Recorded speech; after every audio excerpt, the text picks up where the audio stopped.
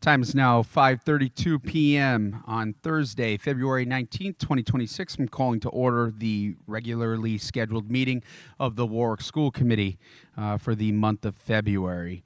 At this time, I would ask Ms. French to please call the roll. Here. Here. Here. Here. Here. Thank you, Ms. French. 5 present. We have a quorum. At this time, I ask that we all please rise for the Pledge of Allegiance. Immediately after the Pledge of Allegiance, I would just ask that we kindly have a moment of silence for the victims of the incident, the tragic and senseless incident in Pawtucket, and also take into account all of those that were impacted, family and friends, innocent bystanders that witnessed it, first responders, as well as all of the medical professionals that provided assistance to those in need. So thank you.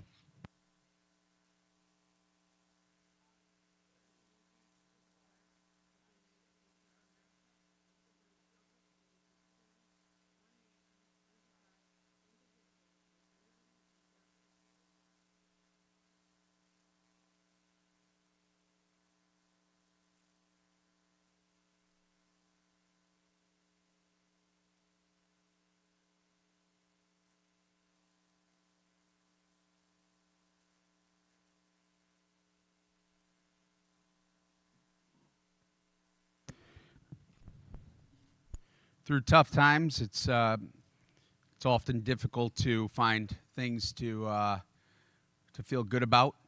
But fortunately, at this point in our meeting, it's one of the highlights for us as a school committee and as a school district and as a community that we recognize people that go above and beyond and are recognized by the district and specifically their peers.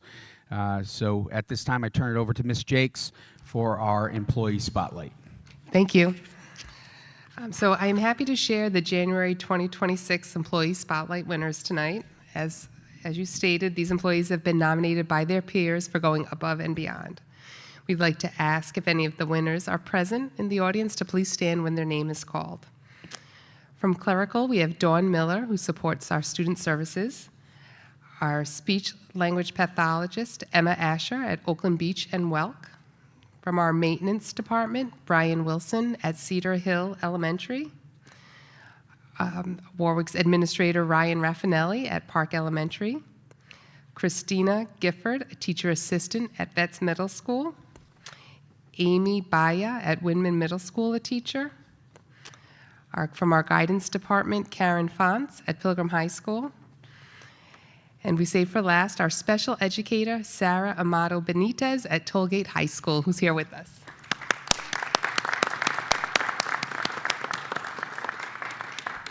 Thank you, Ms. Jakes, and congratulations to all of those who are recognized as our February Spotlight winners.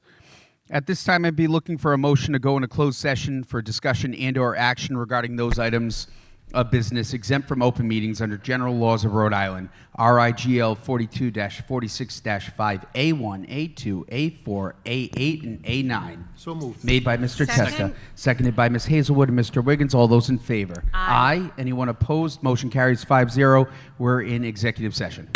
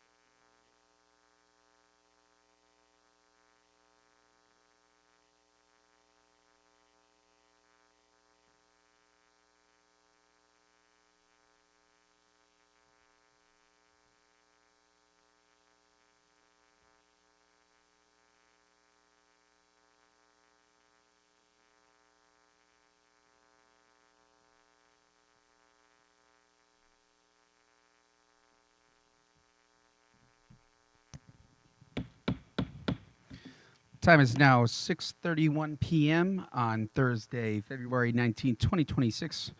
Calling back to order in open session the meeting of the Warwick School Committee for the month of February. At this time, I'd be looking for a motion to seal the minutes of executive session.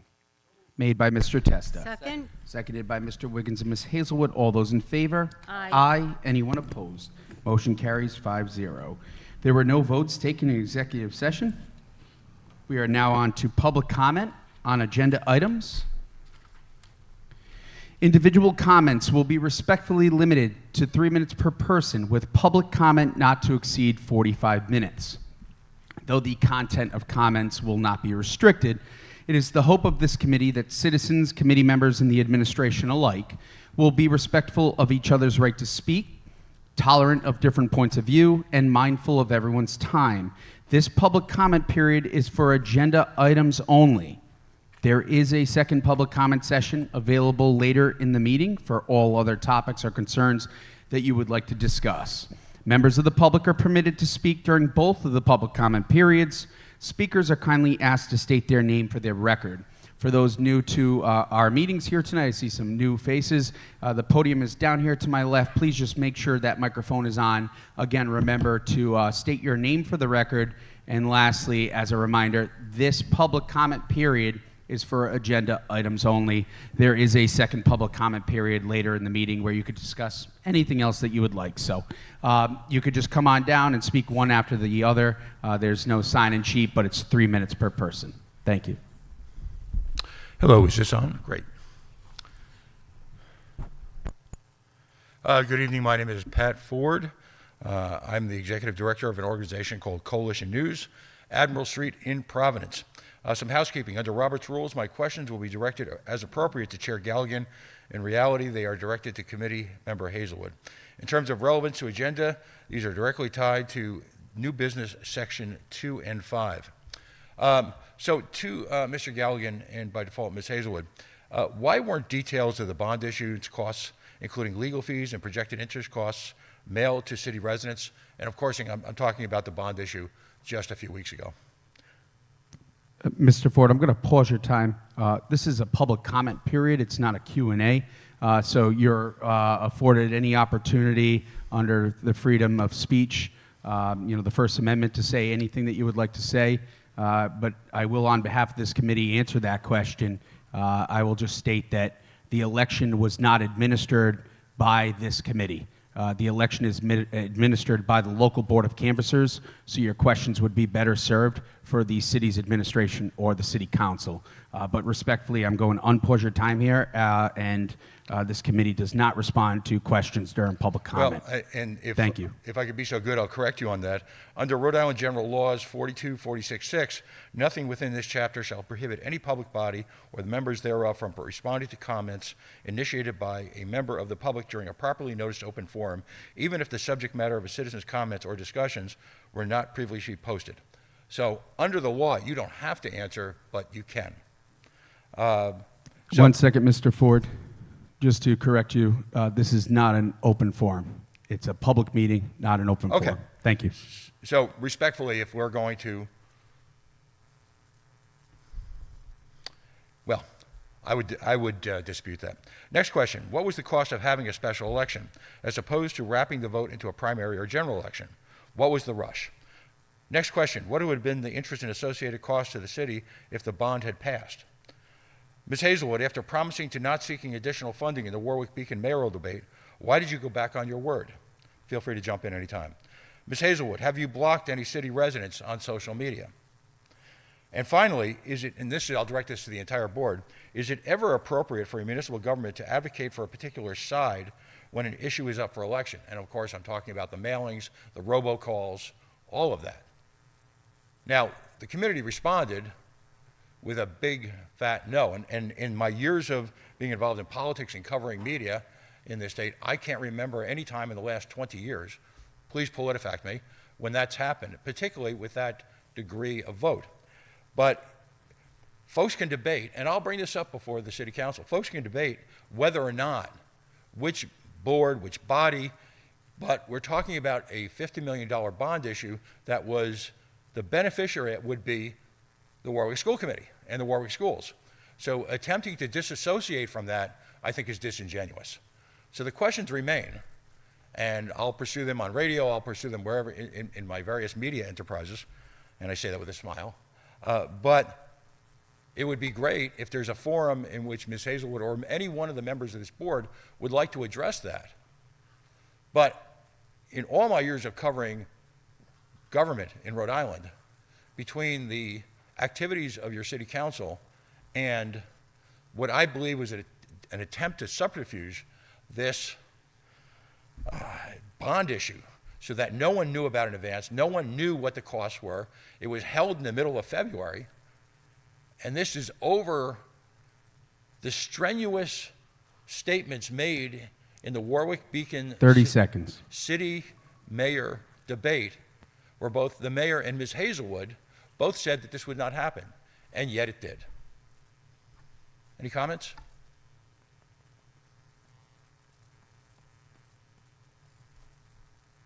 Do you yield, Mr. Ford? Because I would respond. I will respond. Sure. And I've got to tread very lightly here. However, I think it's very important that we correct some of the things that you stated. And as I think you've gotten to know that I'm very black and white by the book, Yep, which is please why do. I want to remain in the confines of our committee's rules, as well as Open Meetings Act, which this committee has not had any violations in the 3 years and 2 months that I've been on. So first and foremost, with respect to the robocalls, I was a recipient of those robocalls, both from, I received one from City Hall and one, multiple as a parent of Warwick Public School student. No taxpayer-funded mechanism was used to advocate one way or the other for this this vote in favor of or against. It was reminding people to get out and vote, which I think you as a libertarian would probably appreciate, get people out and exercise their voice. So that's to make the statement, to correct the statement. It's a point of information for the general public that no taxpayer-funded mediums were used to inform the public to vote a certain way. It was used to inform people to get out and vote. It was reminding them of an election occurring. So if anything, the people that did issue those robocalls should be applauded for encouraging public involvement. Secondly, with regards to mailings, none of those mailings came from any member of this committee nor the school administration. So no member of this committee or administration should be held accountable. Not saying that, I'm not going to speak for my colleagues, but not saying that we shouldn't support that mailing went out and agree with the mailings or disagree with the mailings. But the mailings were not funded by any individual on this dais up here. And so with that being stated, just want to clarify that for the public's information. As far as to why this election was occurred on the February the 3rd, if you go back to the November City Council meeting, that was discussed. There was a clear reason why that was occurring, and if you'd like to stick around after the meeting, I could give you additional information on why it occurred on February 3rd, but we have a great individual here from Dimeo Construction tonight, and they might even touch upon that during their construction presentation, but they had indicated during their presentation that was open to the public on January the 6th that only had about 15 to 20 members of the public, because we're very transparent, and that was actually a forum that had a Q&A, but only 9 or 10 people signed up for public comment and to have their questions answered. But Dimeo signed a guaranteed maximum price contract in which there were several items, the add-alt items, that had a guaranteed price associated with them that were expiring in the month of June. So the prices were no longer going to be guaranteed beyond the month of June. We had to get it in for February so we can lock in purchasing of materials so we can continue to control costs. So that was advertised in the month of November on the floor in City Council chambers, and it was also advertised during the January 6th public forum that this body held. So with respect to the transparency of the election process, this committee encouraged people to go out and vote. We are legally allowed as individuals to promote on our own social media pages what we would like, what way we're voting. Just like there's a council member who said, I'm voting this way, and it was against it. he's entitled to his opinion as well. So we are public servants, we are locally elected officials, but we're also taxpayers first and foremost. So just because we run for public office does not mean we relinquish our freedom of speech. And we do so at our own expense, not using any taxpayer-funded mediums. So I just wanted to clarify that the election was not administered or under the control or direction of any individual on this stage. Also, none of the dollars, taxpayer dollars, were utilized at any point for that election under our direction. And as far as what that election cost, that question would be better suited for members of the city council or the city's administration, because it is administered by the local board of canvassers. I just want to close by saying, because this is a public comment period, and I just don't want there to be a back and forth, and I don't want to set a bad precedent tonight, but I did see that you've asked a couple questions that is out there amongst the public, and I felt that this moment could possibly clarify that. I'm going to yield here to allow the next public speaker to begin their 3 minutes of time, but I felt it was prudent that we clarified those points just so that way people knew there was nothing nefarious, disingenuous, mischievous going on from anyone up here. But I do think everybody knows the position of a school committee member up here, not speaking for them, of where we stood probably on February 3rd. And, and just one final point of clarification, we put out a press release after that election, and we were honest and sincere, and that was, we respect the voice of the voters.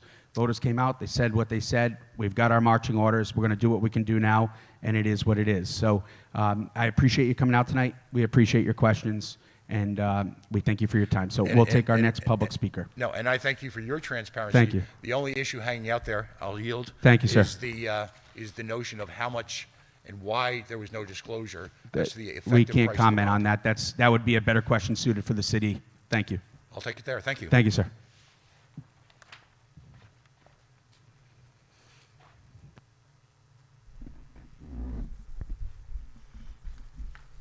Hi, everyone. I actually wrote my comments down, so I'm going to try and squeeze it all in 3 minutes, Chair Galligan. Mary Townsend, Special Ed TA, 44 years, Warwick Public Schools, Wise Union President. There's one thing that's been weighing heaviest on my mind and on my heart over this whole past school year, and it is now become the 5-year deficit reduction plan.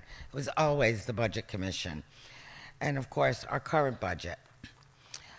I'm feeling that our Warwick Public Schools finance team, no disrespect intended, because we have a fabulous finance team, but I feel in their cooperation with the Budget Commission, they're doing the job of the Budget Commission.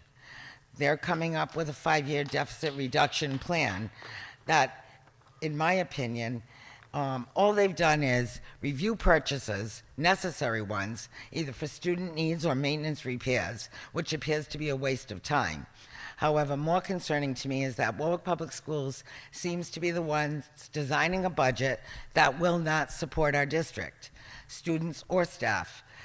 I have been hopeful that everyone would be looking at this totally on behalf of the students, including the city council, and the Budget Commission, but they haven't. Certainly, I'm on the wrong, okay, so sorry, jumping around. Who is advocating for our students? Certainly not the Budget Commission or the City Council. So that leaves all of us to advocate for our students. Our students deserve to receive their education with the staff and instructional materials necessary for them to do so. I hope that the school committee is not voting yes for anything that says no to our students. Thanks. Thank you.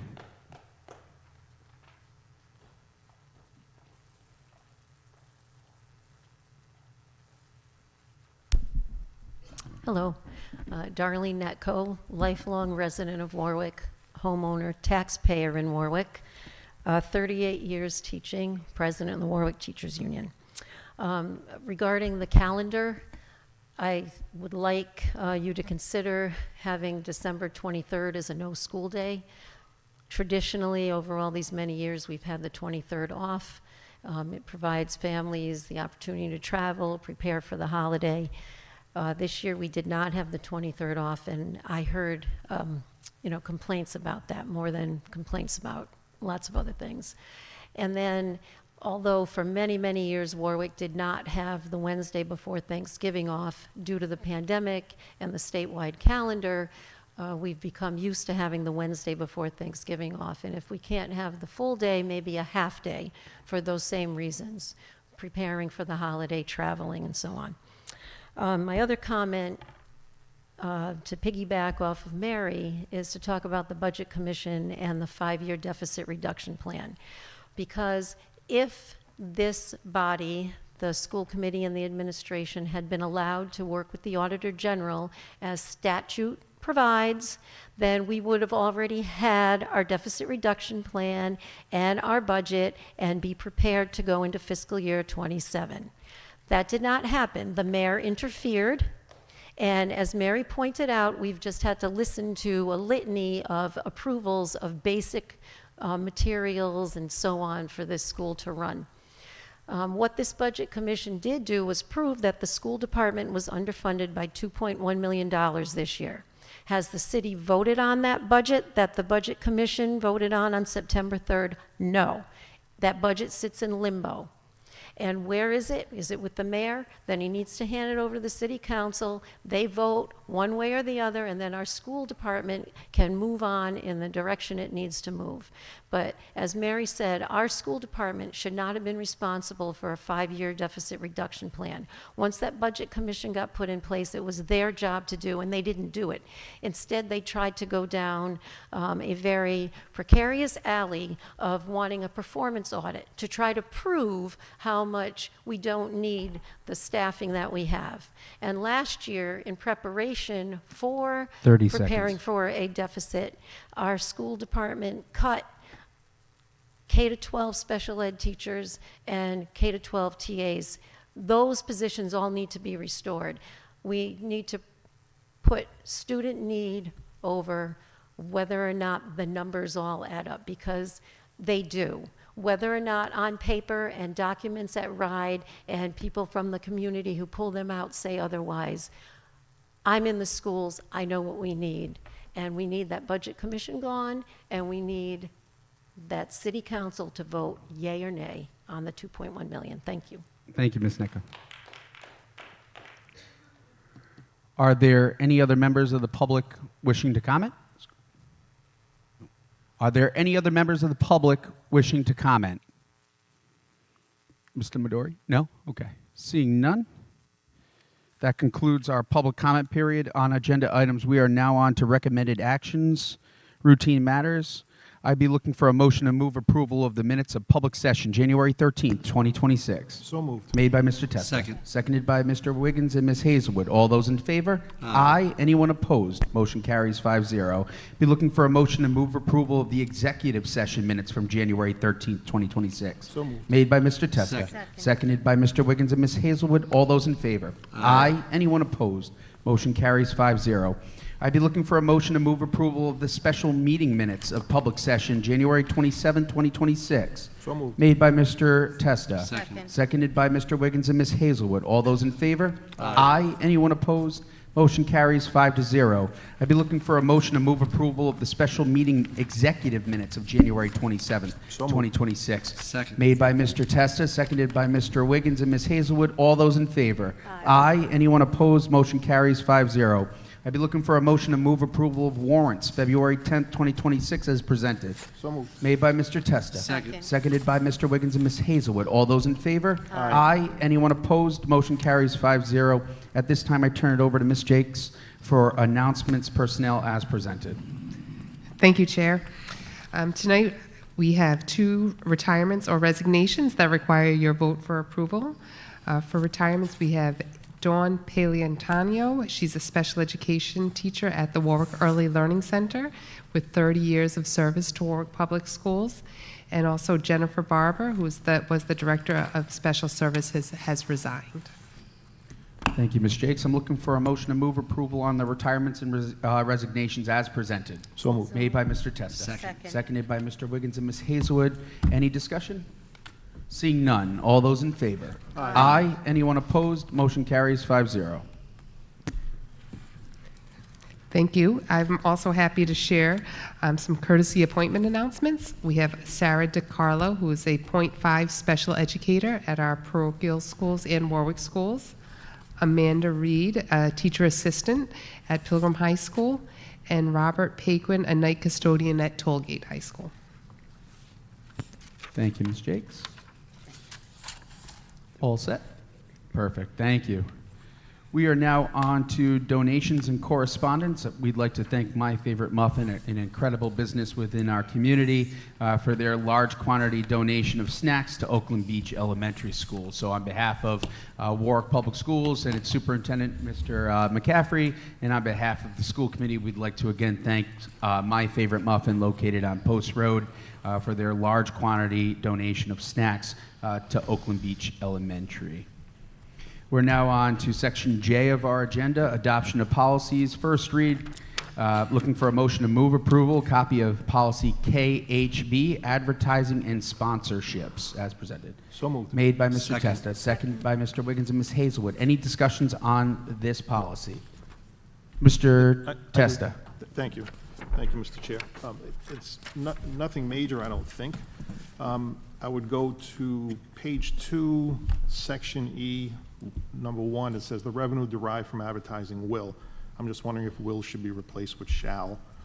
And in that section overall, it talks about what the intention of the revenue is: enhanced student achievement, assistant in the maintenance of existing district athletics and activity programs, provide scholarships for students participating in athletic, academic, and activity programs who demonstrate financial need and merit, and enhance facilities.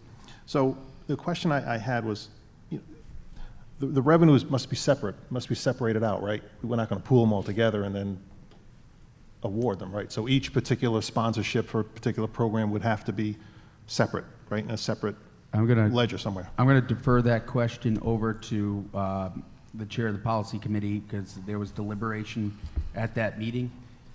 If you guys want to express what it was, Ms. Kirby-Chapman, that was discussed, and how you guys derived at that for the first read. I can't get out of that computer. Okay. No. Yeah, so we did have deliberation on several items of the policy, as it is complicated. And ultimately, the revenue element of it, we were going to pass off to Mr. Enos for his, because he's Mr. Enos. But we were, our thought was that this, to your point, as these came in, they'd be allocated through your department, not through obviously policy, or if it was athletics or whatever we needed to do, that would fall under your purview. Yeah, sure. We've had some internal discussions separate from this, that we would have a separate donation account fund number for each school, like they could use. So this way, if they were going to be spending the money on that, then they could use it, and they would have their code. So it would be specific that would be donated coming out of that account. Okay, so Mr. Enos, for instance, if high schools are built, football fields are built, and we're able to put enough signage around those fields to generate a significant amount of revenue, right? What you're saying is we should have a dedicated account for that, not to be confused with a booster club or something else. Booster club might take care of their own money. Correct. Right, right. And then we could, as a committee, if we end up at that point, restrict that account for specific field maintenance if we wanted to, couldn't we? Yes, you could. We could, okay. All right, that answered my question. On page 3, item VB, it said there will be no advertising signage of any kind permitted on the outside of school buses that are not in compliance with the state or federal law. Oh, you know what? I misread it the first time. That doesn't preclude us advertising on buses, provided it's okay. Okay, got that. Last thing I had was page 4, section E, item F. It says local restaurant establishments. Well, let me go back first. Item E says materials involving cannabis, nicotine, tobacco, firearms, and alcohol products And then F says local restaurants, establishments that have a liquor license must must highlight their food service over liquor affiliation. I think that's a little redundant. Because I'm thinking if it's Dave's Bar and Grill, if that's the illegal name, Dave's Bar and Grill, having a Dave's Bar and Grill banner at a field is different than Dave's Bar and Grill with Bud Light, Miller Light, Coors Light advertisements on it, right? Yes, so I can explain Okay. that discussion. So we discussed exactly that. Mr. Kane was there as well as well as Ms. Netco. We discussed that you could do Dave's Bar and Grill, but we don't want a Coors bottle or a Miller Lite bottle or say a gin and tonic, whatever your fancy is, Mr. Testa. But we didn't want to. That was what we're trying to accomplish, and that's why there was two separate. Right, so I get it. So as long as the operators know we can't have images, right? So that's, it's no image, but if pub is in your name, then you have to have that as part of the thing, as part of your sign. Okay, that's all I had. Thank you. Thank you. My comment regarding the policy, I want to thank the policy subcommittee for taking this up and addressing it, because certainly this could be a source of revenue for us to address the construction of the fields and then long-term maintenance. My only suggestion to the committee would be to consider in your next meeting having like a final approval of all artwork for the signs to go on there. Okay, I might have missed. Could you just talk into your microphone? Thank you. Sorry about this. Sorry about that, Mr. Chair. I really do apologize. I don't want to make you pacify angry. me. It makes me angry when you're angry. No, so we did talk about that. The school committee will have the ability to review the artwork as well as. It is in here, yes. If he must. Thank you, Mr. Wiggins. Any Do you other want me to read the comments? section? Nope. All Are you set. sure? Any other comments can read regarding it. this policy? Any other comments? Comments? Seeing none. All those in favor? Aye. Aye. Anyone opposed? Motion carries 5-0. We're on a second read of policy BDDG minutes. Looking for a motion to move approval on this policy. So moved. Made by Mr. Testa. Second. Seconded by Mr. Wiggins and Ms. Hazelwood. Any comments regarding this policy as presented? Seeing none, all those in favor? Aye. Anyone opposed? Motion carries 5-0. Ms. French, how are we doing down there? Good? Okay. And now I turn it over to the chair of the policy committee, Ms. Kirby Chapman, for updates on the resolutions that were submitted to them or docketed to them during the January meeting. Ms. Kirby. I asked Mr. Wiggins to present for me. Okay. Since I ran out of time. Okay. Okay, so you get me again.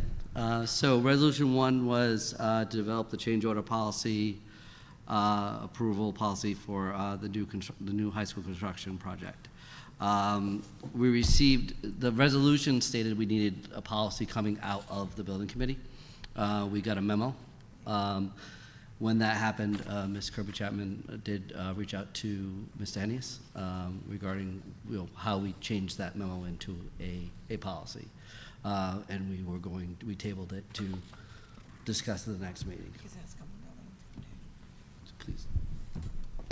So the ending result was that it really should be a policy that is formed in building committee and then given to us for review and go over.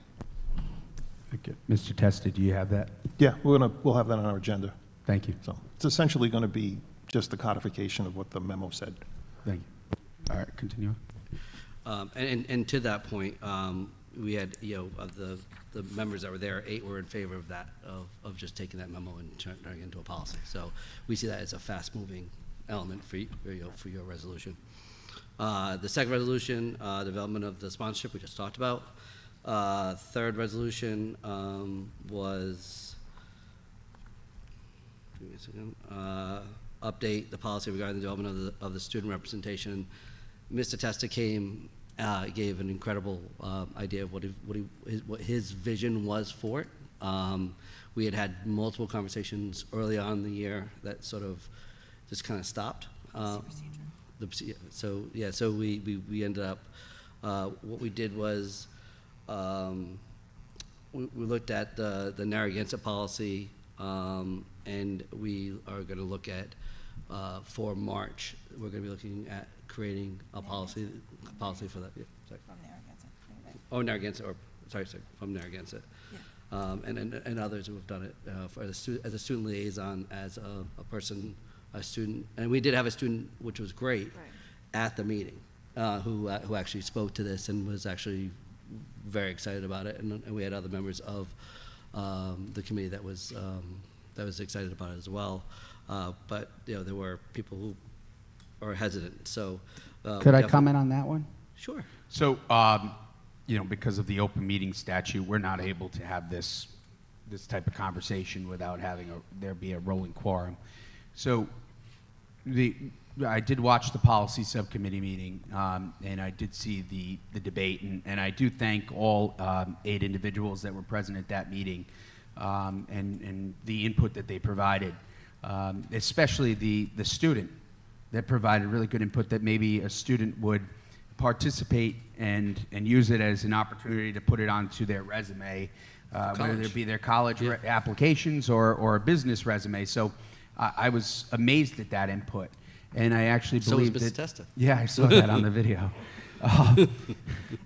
So I actually believe that was a testament to why this committee unanimously voted in favor of a policy being developed and to get a student on this committee.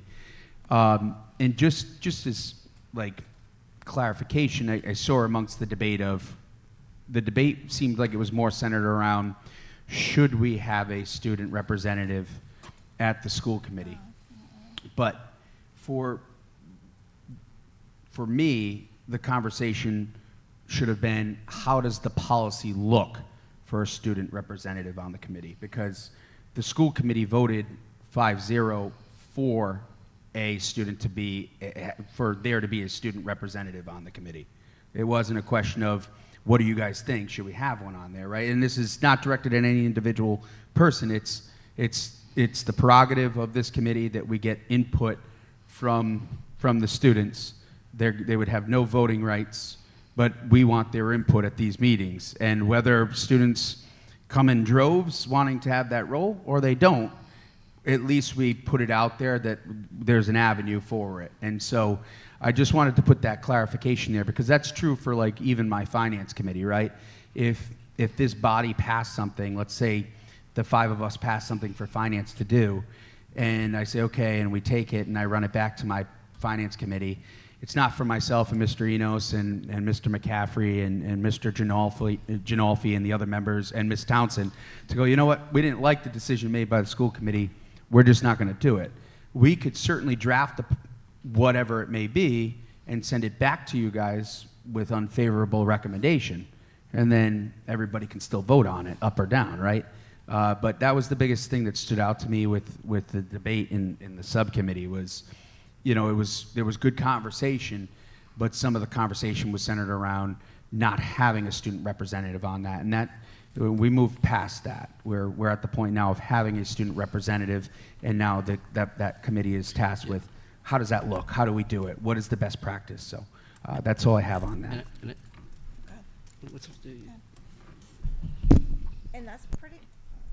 And that's pretty much where we landed, where it was originally it was brought up, because originally when we brought it up, it was like, should it be a protocol? A few thought it should be a protocol, and some would say it should land in a policy. So that was kind of what was brought back to the table. I understand we kind of veered off the track a little bit, but that was the ending result. It's like, okay, we voted that to be a policy, and so we're bringing it back, and that's where it's going to stand. So we're not going to make it a protocol. We're going to look at Narragansett policy, and that's pretty much how it ended. Awesome. So yeah, and it was all good conversation, but that student's input at one point was like, that's incredible. And I know, again, I know there's going to be, it might be very limited amount of how many students want to partake, and there might not be any students.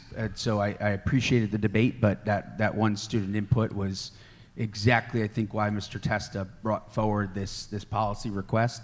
And it's good to get the student perspective, because at the end of the day, we are an impartial, nonpartisan body that is our first and foremost is the voice for the students at the table, so getting their input and having them at the table and during discussions, even such as this, is good. They're our primary focus. Not that teachers and administrators and other faculty and staff aren't. It's just we are their voice at the table, and it's great if we can get them to the table as well to go, did you consider this? Yeah, So.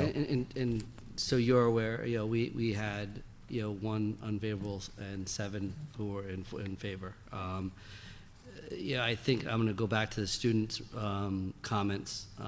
He was, he bought in. He was actually enthusiastic as being somebody who was being mentored in policy, but also then saying, all right, we're going to create a policy in which we get to have a voice and then be able to talk to the person who actually put it forward was great. And then we also had a member of the WISE Union who has a son who's very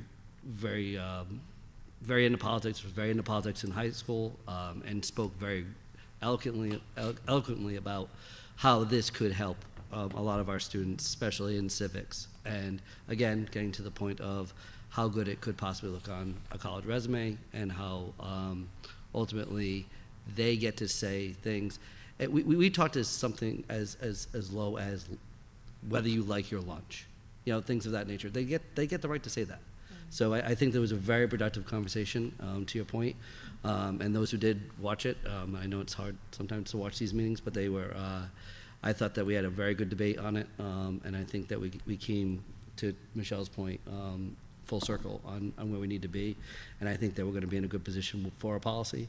Mr. Testa's idea is to try to implement this next year and have this part of next year's session. And I think that's what we're going to do. Great, and I'll use this as a quick second for a shameless plug. This body, over or close to 2 years ago now, made the decision that we would record all subcommittee meetings. So for the people at home that just saw the conversation we had here, if you're like, what are they talking about? What discussion was there? You can go to warwickschools.org, go to the section on school committee, and you can see the subcommittee meetings. They're all there for you to view, as well as the minutes and agendas. So, and then also we run all of our subcommittee meetings in accordance with the Open Meetings Act. So you can also go on the Secretary of State's webpage, go to the public meetings section, and you can see the agendas also posted there. So just want to shameless plug that our subcommittees, it's not like the City Council where they have all their subcommittee meetings run 10 minutes each prior to their open meeting. We have them scattered throughout the months, and they are publicly available. And also, if anybody is able to attend those meetings, you could certainly do so by going to the Gorton Administrative Building and going up to the Gorton Conference Room and attending that meeting. So, and I believe, did you have one more that you wanted for? Yep. One more, Resolution 4 had to do with the establishment of the policy requiring action on all subcommittee resolutions within 60 days. We agreed that that's true, that nothing should stay within the policy committee or sit there and not move back to the school committee if the school committee proposes it. There was some concerns about timing on some of these matters. We're going to need a little bit more time, and we were thinking, This addressing it. yeah, addressing 90 days, things like that, and addressing where we might need a little bit more time to get it back to the committee on that point. Doing this is within 60 days. Do you want to? Speech number. between the meeting and the 60 days, I think one of the main points is, like, we meet the Tuesday before the school committee, right? So that's we have a week, like that's not a lot of time to put that in front of you. So that's a hindrance. We have very lively and very good discussions about these policies, and we take it very seriously. We, like to yourself, do not want anything lost in that policy. But the idea is if to your point earlier, if we don't come to a resolution, it comes back to our committee to decide on if it comes back as a non-favorable action, we didn't get to a point, then our committee would make that decision on how we would move forward. But we are going to be working on that in March and focusing on what may or may not look at a longer period of time to look at that policy. If that's Nope, that's perfect. And just as a point of clarification, the intent of that resolution isn't focused just on the policy subcommittee. That would be true for the intent of that resolution wasn't to just focus on the policy subcommittee. That would be the policy that you guys develop would be applied to all subcommittees, and that way. And that was an absolute question made by Ms. Murray. She was concerned whether it was all of the all subcommittees. Yeah, so that makes an enormous amount. That way, if you docket she's it- watching at home, she's very excited right now. Good evening, good evening, Miss Murray. she's babysitting tonight. Yes. So No, so that way, if you docketed it, let's say if you docketed something and you sent it to finance and Craig didn't like it, we just don't shelve it and never revisit it. And we just can't tell Craig we don't like it. no. All right, so yeah, no, it applies to all subcommittees. So thank you very much for the updates tonight I from apologize, policy. Mr. You're welcome. We are now on to new business. First item before us, discussion presentation update, high school projects, as presented by Mr. Bates with left field. Good evening. Quick presentation for you this evening, kind of a treat.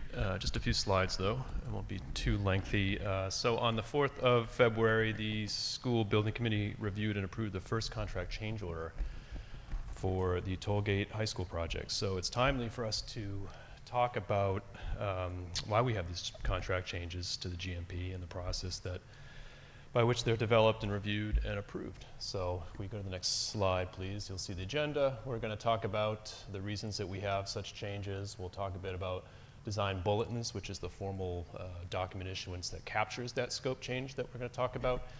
We'll talk about the status of our owner's contingency, and we are going to just give a very quick snapshot of construction progress. So we can go to the next slide. So what happens, or why do we have contract changes? There's a couple of major reasons. The first one is unforeseen conditions, right? And we've talked at length about example number 1, soil contaminants at Pilgrim. That's a big one, right? So we have disposal upcharges for exporting contaminated soil. We have lab testing fees. We have schedule delays, to name a few causes for expenses.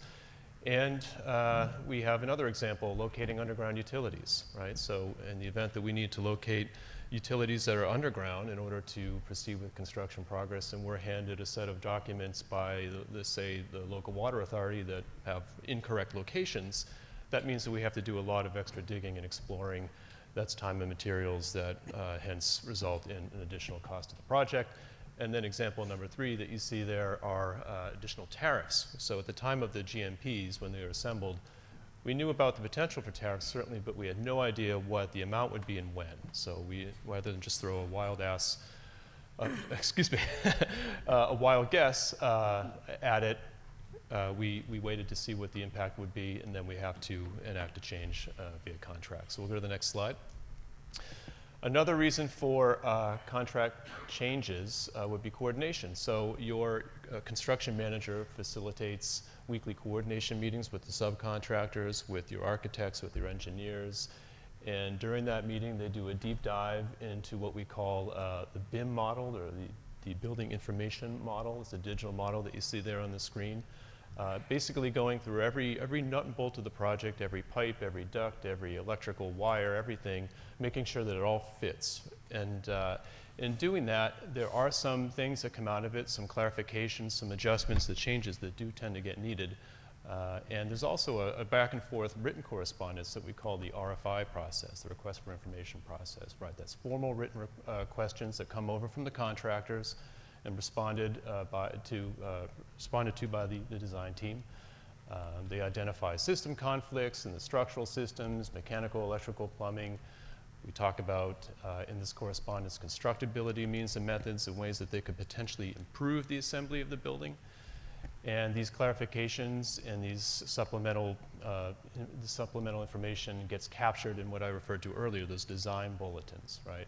So I just wanted to show you a typical screenshot of what goes on above a typical classroom wing, right? And see, look at all that stuff going on there. So this all has to get coordinated by way of the process that I just outlined. So a lot going on, and a lot of clarifications come out of that process. You can go to the next slide, please. So that design bulletin, that formal document that captures all of these clarifications that come out of this coordination process, right? We're clarifying the design intent, we're correcting minor errors, give supplemental info, and we bundle these all into what we call potential change orders that become the basis for what would ultimately become a change order to the contract. So I wanted you to see a few examples of the types of changes that we're talking about, right? I'm not going to read them all, but we're shifting soffits, we're shifting wall locations to improve MEP routing, increasing door sizes. Just individually, they're not terribly consequential, but when you kind of put them in the aggregate, they do start to add up.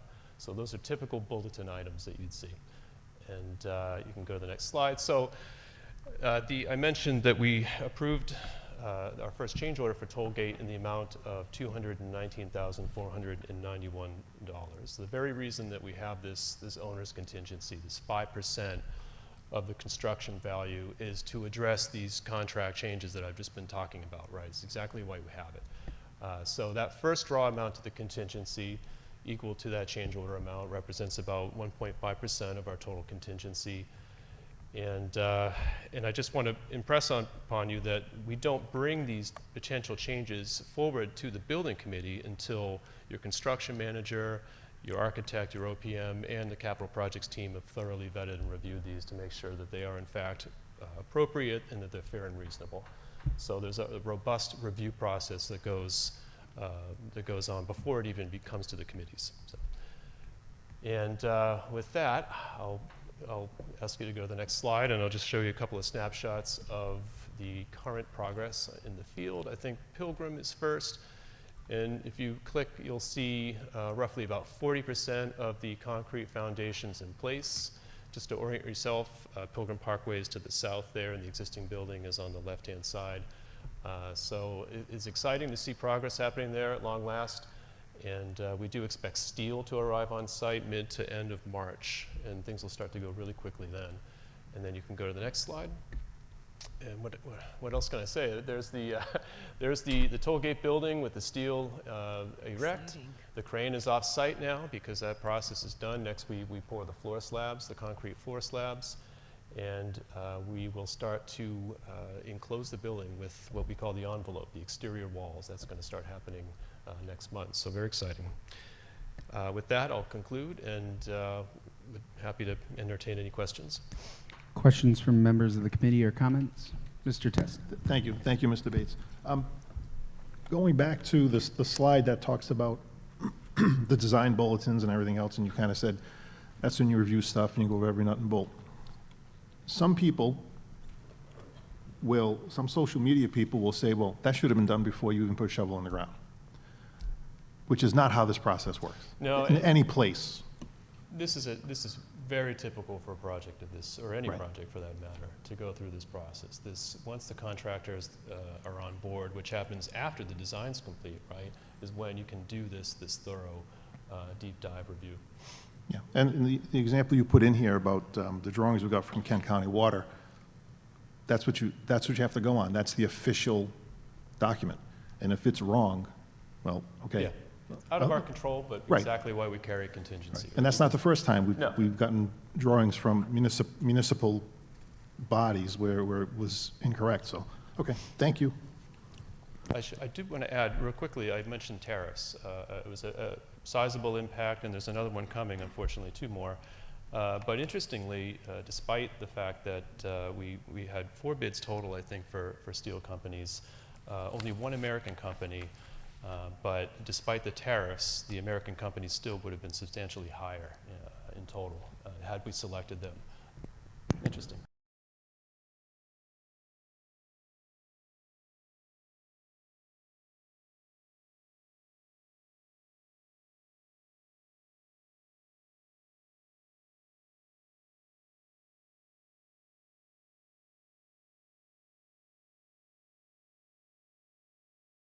Right, and I believe on the steel tariffs for for Tollgate, when we did the GMP, there was already a tariff in place.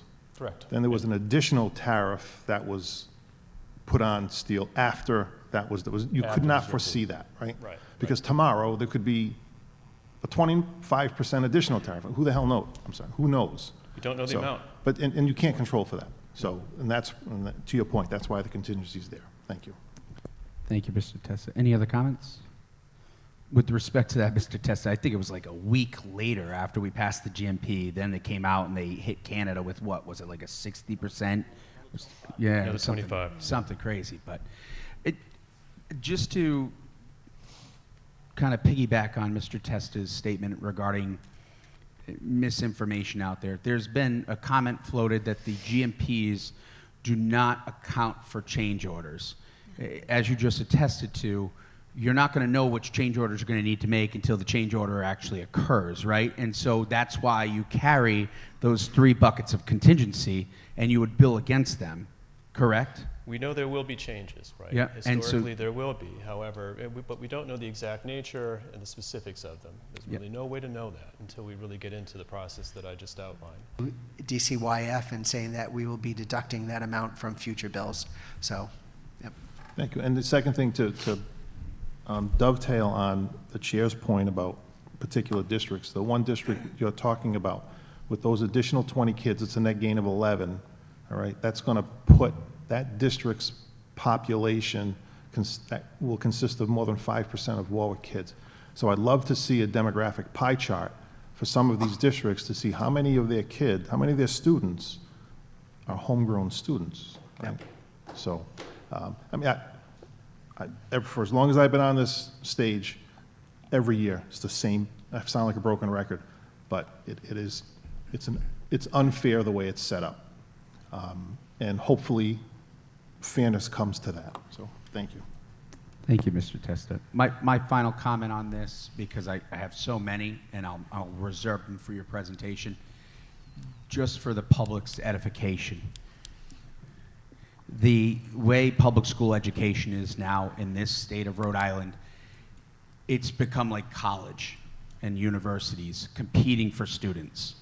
It's no longer you live in Warwick, you go to a Warwick public school, or you live in Cranston, you go to a Cranston public school, or East Greenwich, et cetera, et cetera.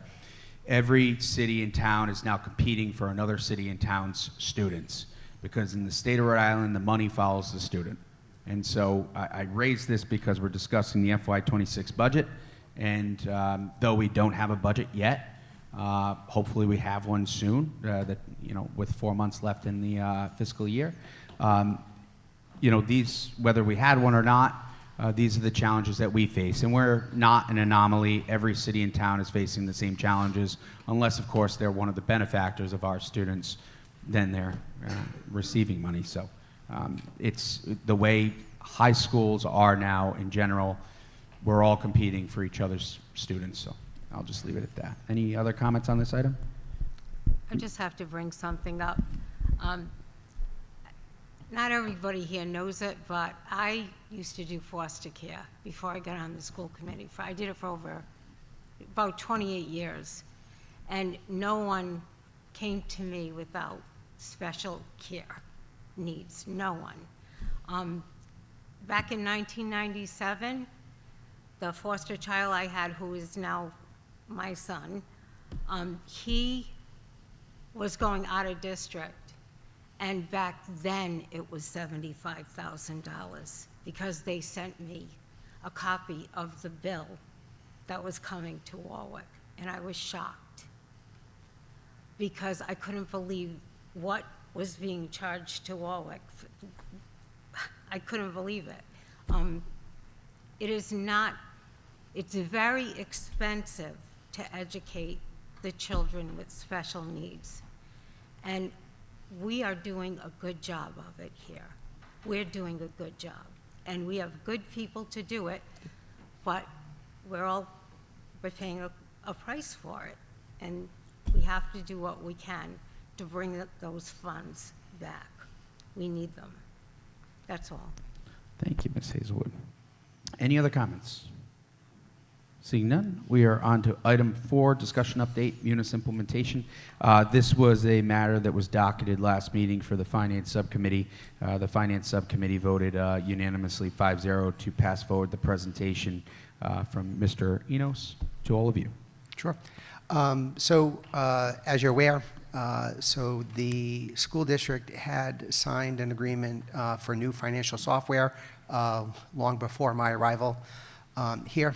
So the Munis training started, and then due to some personnel changes that were happening at the time, training was paused.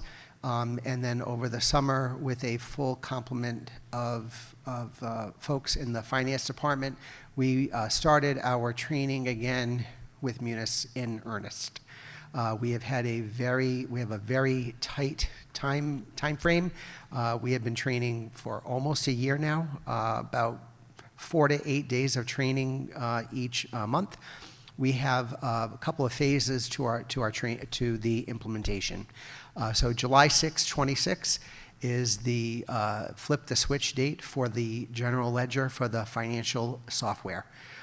So this, all the trainings that we've been doing since July have really allowed us to look at the internal processes and setup for the way things are now, and if we wanted to make some changes. But I feel very confident in the training that we have received, and I am fully confident that while we may have a few bumps in the road, once July 6th comes around, that we're going to be in good shape. The last portion of the implementation for Munis is the payroll human resources. We just met with the trainer a couple of weeks ago. Our new director of human resources, Tracy Jakes, is going to be spearheading that implementation. We have a very aggressive implementation for that. That's going to be January 1, 2027. And the reason is that so this way all of the W-2s for the following year will be coming out of one system and not two. But I can tell you that not only in the finance department, but in the human resources department, everyone is eager, excited, they're rolling up their sleeves, and they're getting to work. We have this program is going to be a welcomed product for us. It's very robust and light years ahead of the product that we currently have. That's about it. Any questions? Just a question for my colleagues. Anyone find it weird that Mr. Enos gets a year and 6 months to implement his portion of the ERP, but then he gives Ms. Jakes just 6 months to do hers? Any concerns from members of the committee on that, or find it odd? Yeah, duly noted. Yes. I have Go ahead, Mr. I have one Testa. question. Thank you. Mr. Enos, you said on the second page, our plan is to bring over 5 years of financial reporting from Alio. Now, that comes over warts and all, right? The Alio reporting? And so your team is cognizant of some of the issues with the Alio, so. Oh, yes, we It's are. not garbage in, garbage out, right? Correct. Okay, yeah. Correct. I feel for you, so, thank you. All set, Mr. Test? Thank you. Any other comments or questions from members of the committee? Nope. Thank you very much. Thank you. We now are on to item 5, discussion update, 5-year deficit reduction plan as presented by Mr. Enos. I'll just stay at the microphone tonight, I guess. To give you an update as to where we stand. So we have been having ongoing small group meetings with a couple of the members of the Budget Commission, the superintendent, and I. We've been having discussions at the Budget Commission meetings all along. For the framework, so what we were looking at was having a consistent contribution from the city each year, which over the course, the average of the 5 years was about 2.5% when you average all 5 years. We are looking at increases. When you look at our historical state aid, it's very hard to identify a trend because we're up and down. So at the recommendation of the Auditor General, he suggested that we use a 3% increase increment each year. At one of the meetings with the Auditor General, the chairman of the Budget Commission asked, well, what happens if the state aid comes in higher than 3%? Are we, I would like to take the difference of the increase and deduct that from the contribution of what the city was going to give. Yes, that is allowable. Superintendent and I did not agree to that at that particular point in time. And so once the state aid numbers came out from the first draft of the governor's budget, we made out it was about 4.9% and not 3. So at that point, the chairman directed me to take the difference off of the city Can you clarify contribution. which chair? The chairman of the Budget Commission. Thank you. Talking about the Budget Commission, sorry. So to deduct approximately $965,000 from the city appropriation. So which would have brought the city appropriation from a initial of 2.5% would have brought it down to 1.83%. So that's a big loss, and also on the maintenance of effort going forward. The other factor is we are still unsure of where our federal funds are going to land. Washington is not clear at this point. Some people are saying, don't worry, you're going to be fine. I would rather plan for the worst, and I think that's the realistic scenario that we have to go with. Even at level funding or a 10% cut, we are still not going to be able to maintain the level of services that we need for our students, because Title I and IDEA, most of those funds are dedicated to staffing that have an impact upon students. So at the, not last week's Budget Commission meeting, because that didn't happen because we didn't have a quorum, the meeting before that, so there was some conversations that were happening before the meeting, where the chairman of the Budget Commission was going to be open to having some dialogue about allowing us to keep that full number of state aid and still having the 2.5% contribution, increased contribution from the city, with a caveat that we come to an agreement as to what that $965,000 would be used for, such as if we were to lose federal funding in one of our title grants, and we need those funds to support students, middle school sports, transportation. We're not going to be buying a new pickup truck for the superintendent. So we really want to come to an agreement as to where those funds can be used. So we did make, I think that's good, because we also don't know, while the governor's appropriation was good, we don't know what the final appropriation is going to be in June. They will look at the revenue numbers that come in May, and then they also do a March 1 student enrollment poll.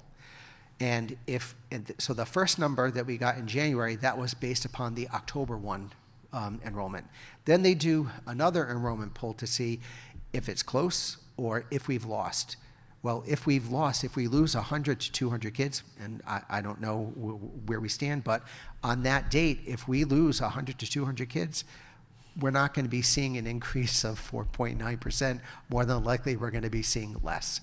So there are just still some outstanding factors that have a significant impact. And while I understand the Budget Commission's chairman's reasoning behind doing that, and I respect it, I understand it, I didn't agree with it, because I do think there are some outstanding factors that will have an impact regardless on that plan.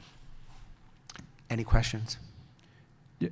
So more comments, no questions. So to your last comment you just made regarding a decline in student enrollment, it's important to know that even if we have a decline in students that physically enter our building, go back to our discussion on students leaving the district, we're still financially responsible for them. That cost still sits within our budget. So a lot of people say your budget continues to remain here or increase, but your student numbers have declined. And it's like, well, we're responsible still for 8,400 approximately students or children within the city of Warwick, despite having a physical enrollment of 7,800 approximately. So that's worth noting. The other thing is, the Beacon did issue a story last Thursday with regards to the Budget Commission meeting that never was. And it was along the lines of a deal had been struck or is near close to being done. It's important to know all the conversations that occurred that meeting. It's very similar to what naturally occurs on a weekly basis anyways, where if I'm pulled into a discussion, whether it's with the Auditor General, we have a standing monthly meeting with them, or if there's a bi-weekly meeting where you pull me in with the superintendent as to what's being proposed. Simply brought forward an idea just to see how close we could get, and as you heard tonight from Director Enos, if we could get that 2.5% plus maintain our state aid, that kind of calms a lot of concerns if we have that conservative figure of 10%. Now, it's also important to know that 2.5% still does not fulfill everything, right?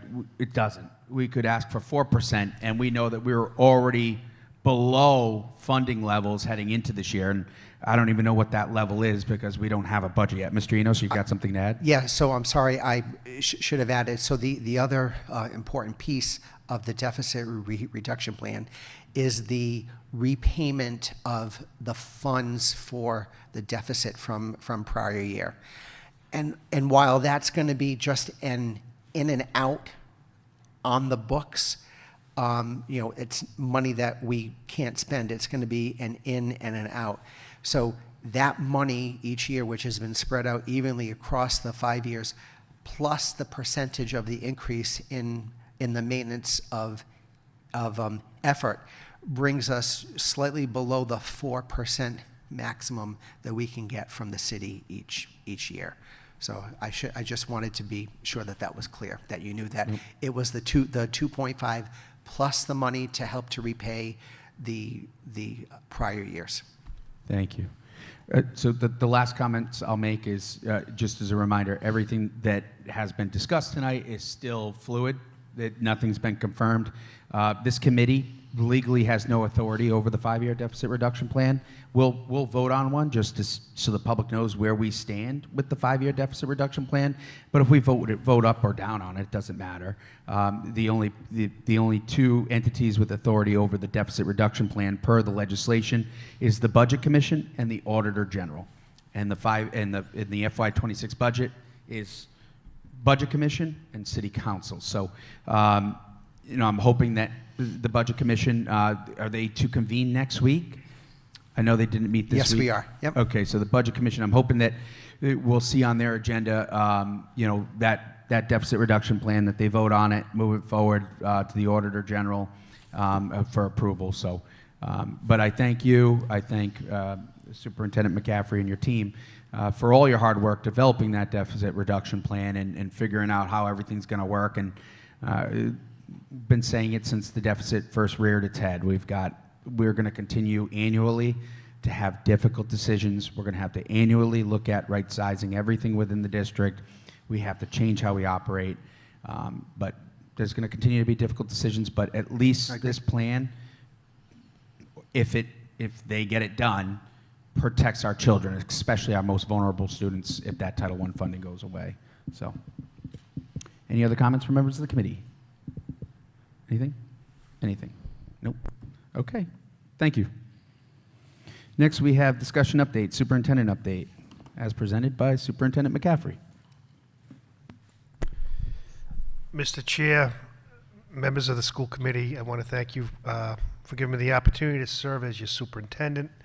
On a typical day, I drop my son off at his depot bus stop at approximately 6:30 in the morning, and then I like to go around and see what's happening in the district. And I have a tendency every now and then, maybe weekly, I stop off at one of the field offices for Dimeo and just drop in and see what's going on and seek input on any questions that I might have concerning the project. And I have to say, when I stop in off at the Pilgrim Field office, Mark is always working very hard.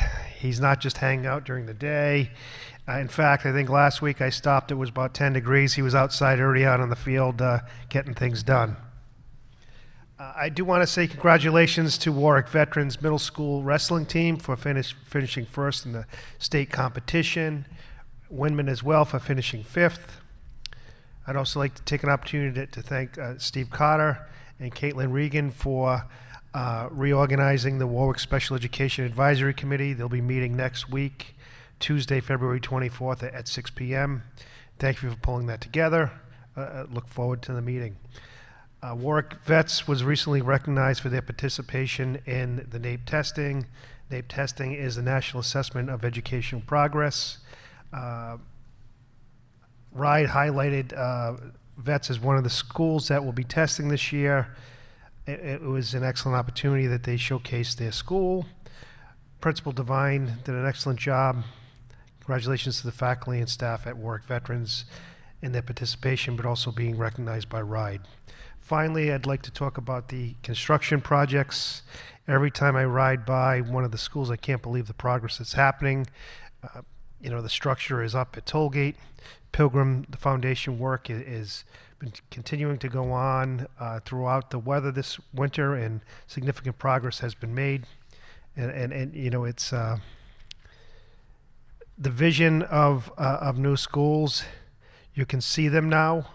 It's been on paper for several years, but it's really happening, and I'm proud of the work that's getting done, and the future of Warwick is bright as a result of this. This is my report for the month of February. Thank you. Thank you, Superintendent. Any comments or statements or questions? Mr. Wiggins. Sorry. Just want to add the culinary achievements as well as the robotics achievements at the current tech, and it's impressive what our district is doing right now. I did go to the Vets wrestling with my son. It was insane. It was just an insane environment. It was really cool, and very proud of both Vets and women the way that they competed, but also I was also able to have or have lunch at the Tides on Valentine's Day, and that was probably one of the best meals I've ever eaten. So they go on to Baltimore, and then you also have your robotics team.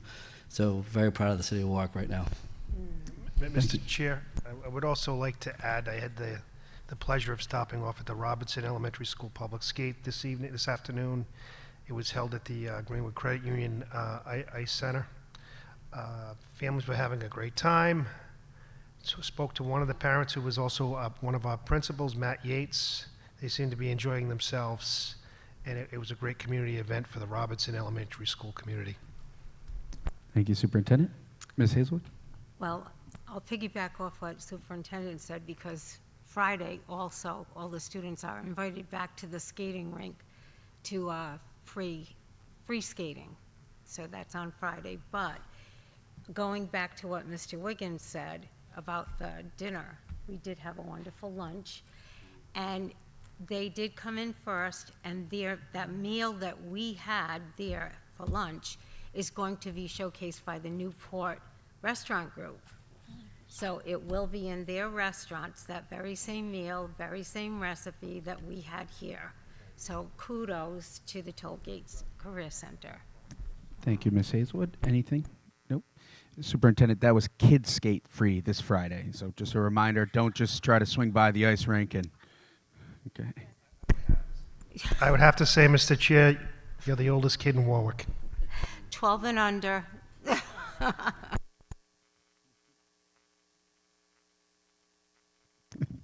Anyone else? Rude remarks, funny jokes, Cena? Okay, thank you. Thank you, Superintendent. At this time, I'm looking for a motion to move approval of interim student services positions as presented in executive session. So moved. Made by Mr. Testa. Second. Seconded by Mr. Wiggins and Ms. Hazelwood. All those in favor? Aye. Anyone opposed? Motion carries 5-0. Item 8, looking for a motion to move approval of the 2026 Rhode Island Student Survey. Move approval. Made by Mr. Testa. Second. Seconded by Mr. Wiggins. Any discussion? It's the same survey that came before us before. I guess it's the same kind of scenario that I feel some of the maturity level, especially on a 6th grade level, is very questionable. Also, the extent of parents' knowledge. So I'm not in favor. Thank you. And I have Ms. Hazelwood? I have to add, thank you for calling on me. I also feel that it is it's asking a lot of questions regarding to a child's 6th grade, so 10, 11 years old. I know we touch on it in the curriculum, but you can have dialogue. If they bring it up in a classroom, you can have dialogue. if you are on a self-reporting survey, you're bringing up things and questions in a child without dialogue, without the ability for that child to know they can go forward and talk to other people. I do not agree with it. I will not agree with that portion. However, I did go to the Warwick collaborative meeting, and they said any part of this survey can be redacted if we find it to be inappropriate for some of our students. So I would recommend redacting that question for children that are, I'd say, 6th, 7th, and 8th. Are you making a motion? I am. Okay, could you rephrase it and specify for the record the question? Okay, I would like to specify my question or what I want to change. The whole thing. You're making a motion to amend To the amend survey. the survey as presented to students, as presented to students in the 9th grade and 10th grade, because it's only 9th and 10th at high school level. Students 6th, 7th, and 8th, I'd have a motion to redact that question asking about gender identity and drugs and alcohol, 6th, 7th, and 8th. Is there a second? Second. Seconded by Ms. Kirby Chapman. So I just want to make sure we're clear. We're going to open it up for discussion here on the motion made by Ms. Hazelwood. Please correct me if I'm wrong. Sure. The motion that you're making is that the survey in its entirety would be presented to 9th and 10th graders. Yes. The survey for 6th, 7th, and 8th graders would be presented in its entirety with the exception of what number question on page 1 is it? I don't have the page 1 Yep, the on first- gender identity because we need discussion, dialogue along with that. Okay.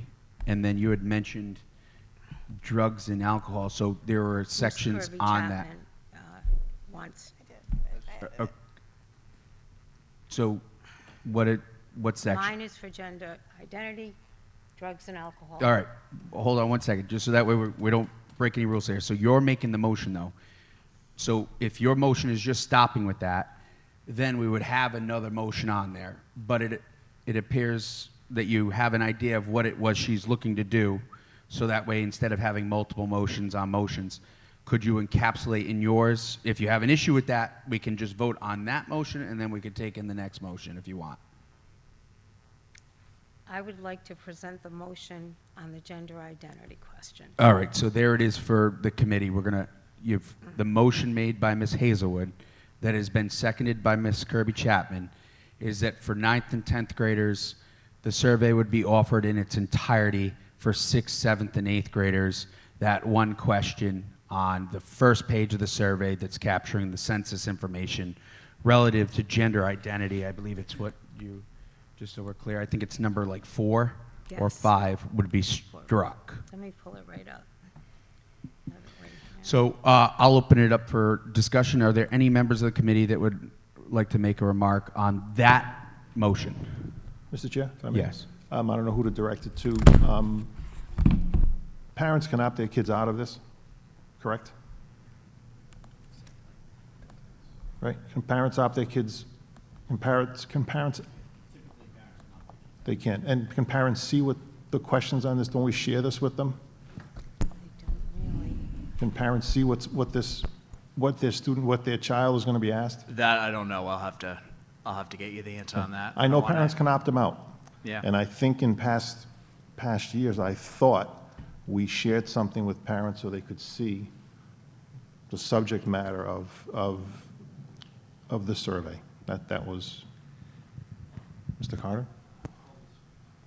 Only speaking as a parent of a Warwick kids, kids the same age as yours, I do remember something about you could opt out, but the only time you really got to see what the questions was maybe after they had taken it. Was that right?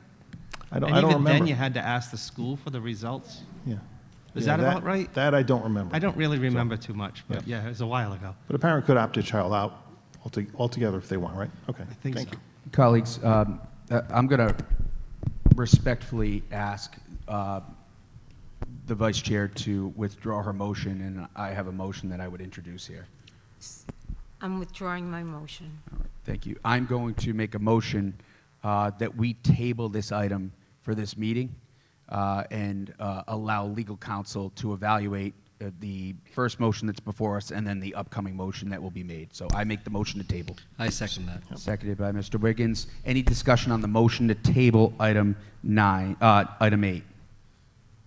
Seeing none, all those in favor? Aye. Anyone opposed? Motion carries 5-0. Did you get that, Ms. French? Thank you.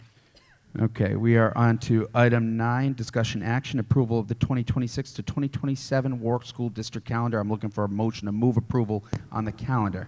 So moved. Made by Mr. Testa. Second. Seconded by Mr. Wiggins. Any discussion on the calendar? Ms. Hazelwood? I did have questions about the day before Christmas, and after speaking to several people, the continuity of education, and I know a lot doesn't happen that day in school, but to have an extra, even less time.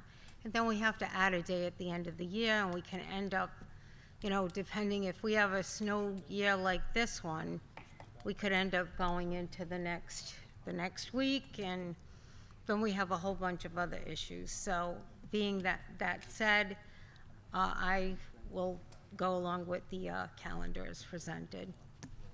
Any other comments from members of the committee on the calendar as presented? Oh, go ahead.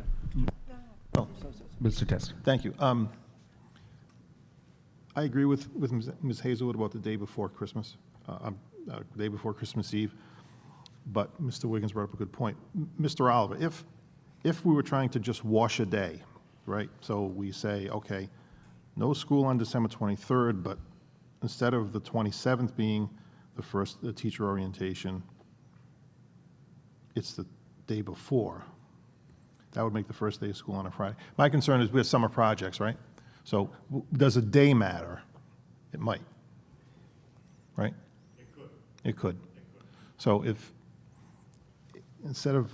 we're going to do that, we would just make the last day of school be the 17th of June, which would be a Thursday, which I don't think is the worst thing in the world.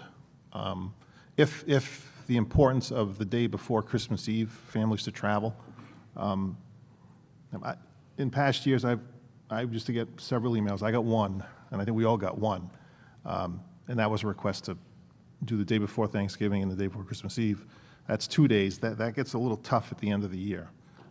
So I wouldn't be in favor. I have no problem if we can come up with a way, or administration wants to come up with a way to do something on the 23rd, that's fine, but we can't tack it on at the beginning of the year. It's got to be at the end of the year because we don't know what's going to happen. We want to take as much time as we can for all the summer projects. So I'm open to it. I just don't know what the solution is. Yeah, so my comment to that would be whether you put in the Wednesday before Thanksgiving or the 23rd, the other risk to remember here is one snow day puts us into the next week, and Juneteenth falls on the weekend.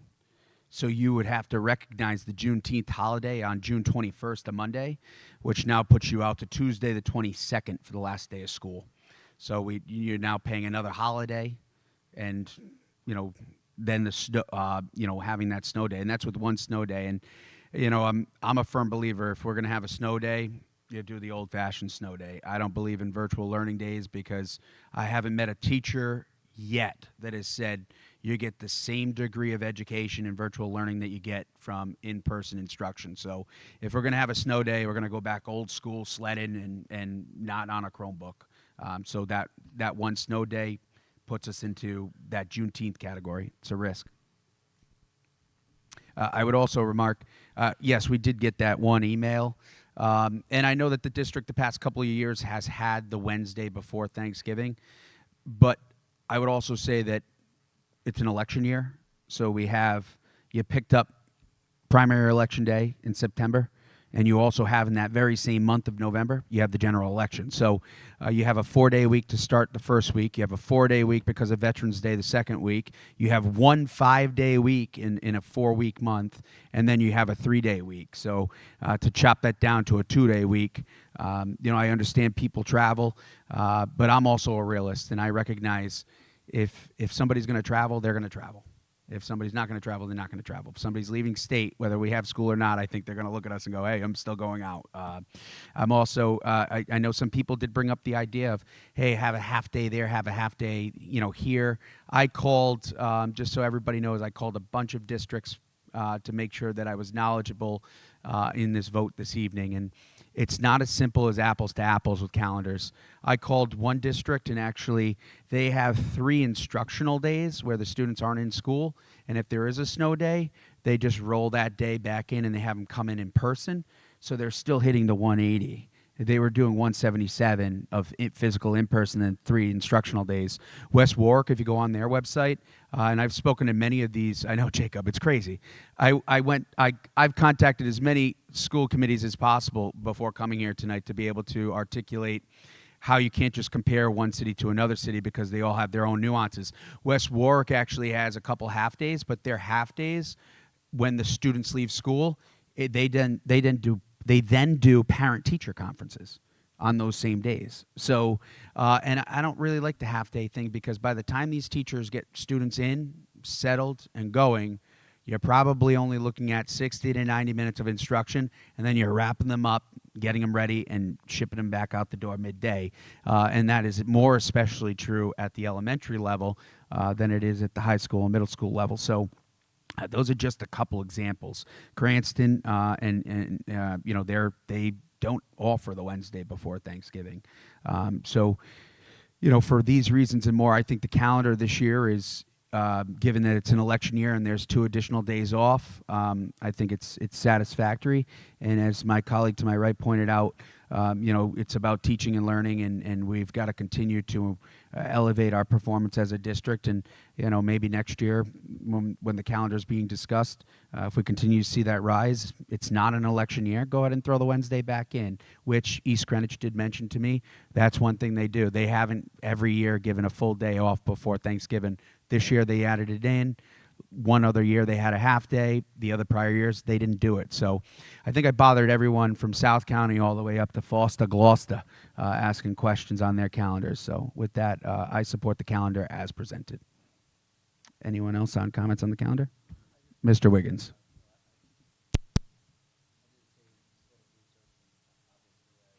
I have someone at home who cares about when school is. So I did the same exact analysis. As I said to Mr. Testa, I said I know Mr. Oliver needs enormous amount of time for the school projects he has going on in the summer. It'd be great if we could start 2 days early to give those 2 days back. But unfortunately, I know you have the Hoxie project with the.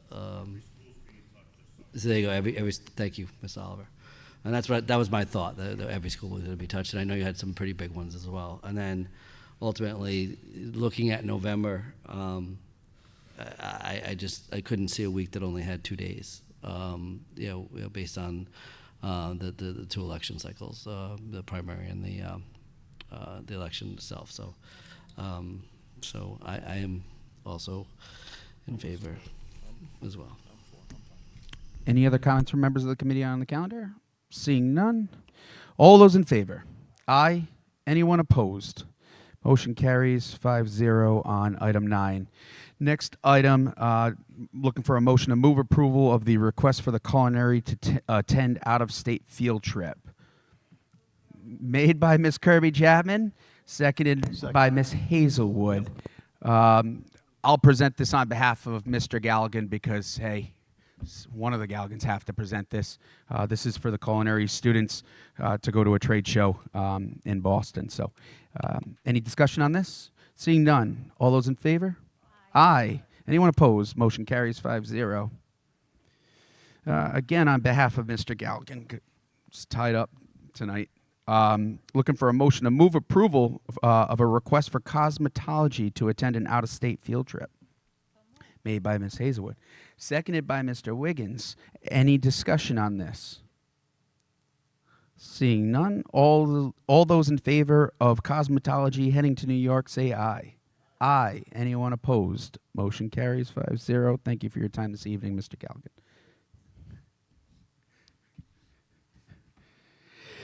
I'm looking for a motion to move approval the request for multi-language learner family liaison part-time position for the remainder of the 25 to 26 school year. Made by Mr. Testa, seconded by Mr. Wiggins and Ms. Hazelwood. Any discussion on this? Seeing none, all those in favor? Aye. Anyone opposed? Motion carries 5-0. Next item is I'm looking for a motion to move approval request for full-time one-to-one teaching assistant at Holloman. Made by Mr. Wiggins, seconded by Mr. Testa. Any discussion on this? Any questions? Seeing none, all those in favor? Aye. Anyone opposed? Motion carries.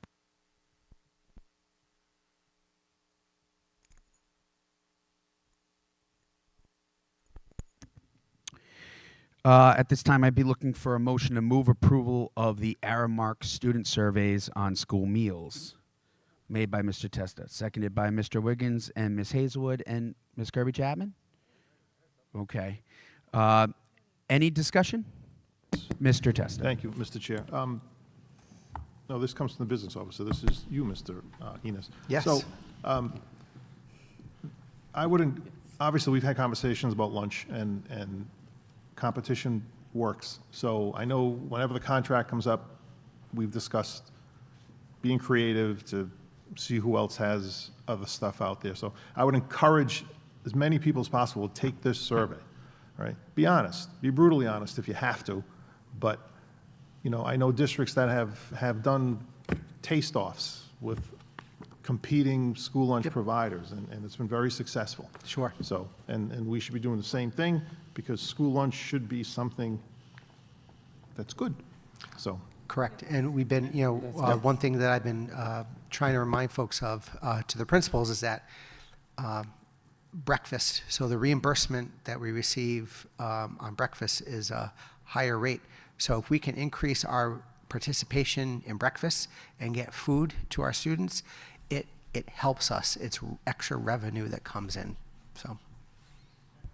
And there's, I work in the food service industry. I don't do anything with food, but osmosis for 40 years, you'll learn.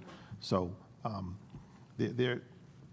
that stuff has come such a long way for the quality of the product. It doesn't have to be all hyper-processed food. So there are ways to do this. And we just have to make sure that the providers know that we know there are ways to do this. So Correct. Thank you. Any other discussion? My one question is just, we're going to follow our standard. Though this is a survey on food, to ease any concerns on surveys, we're going to follow the district survey policy for the administering of this? Of course. Thank you. I will make sure that we do. Okay. Any other discussion? Ms. Hazelwood. I have had a good salad at this school. Just saying. All right. All those in favor? Aye. Anyone opposed? 4 ayes, Ms. French. 0 opposed. And I don't know. What do we list? Ms. Kirby-Chapman absent on the vote. So 4, 0, and 1. Next, I'd be looking for a motion to move approval. This is of FY26 February expenditures, starting with change orders. Move approval. Made by Mr. Testa. Second. Seconded by Mr. Wiggins and Ms. Hazelwood. Any discussion on change orders as presented? Seeing none, all those in favor? Aye. Aye. Anyone opposed? Motion carries 4-0-1. Next, I'd be looking for a motion to move approval on general funded requisitions. Made by Ms. Second. Hazelwood, seconded by Mr. Wiggins and Mr. Testa. Any discussion on general funded requisitions? Mr. Wiggins. No, go ahead. You go. No, you go. Mr. Wiggins. No, you go. I insist. So, I know Ms. Higgins is not here. I'm not sure if Mr. Oliver, if I go to you on this. So this is a second change order. This is a second Delta Mechanical bill we've gotten from January to February for HVAC repairs at Sherman, totaling now, this is for $8,364, so the other one's for $6,915. Do we have any concerns about what's happening at Sherman? Is this like just a I believe it was just a board on the unit that went on. Maybe Mr. Enos knows more about that. No. So, from what I answer every other question. You can't answer the. From what I gathered and heard was it was a control board that was a problem, and then there was another unit that had another issue, and I think that's what the change was. They had them there multiple times. Okay. And in full transparency, that expenditure was an emergency expense that has already received approval. Okay. So we're memorializing it. Okay. I just have one other for. Please. And I know Mr. Ricks is not here, and I don't know if you can answer this. The batting cage. Do we know where that's going? Do we know where that batting cage is going? Is it coming here? The portable batting cage? The batting cage, yeah. That is going to.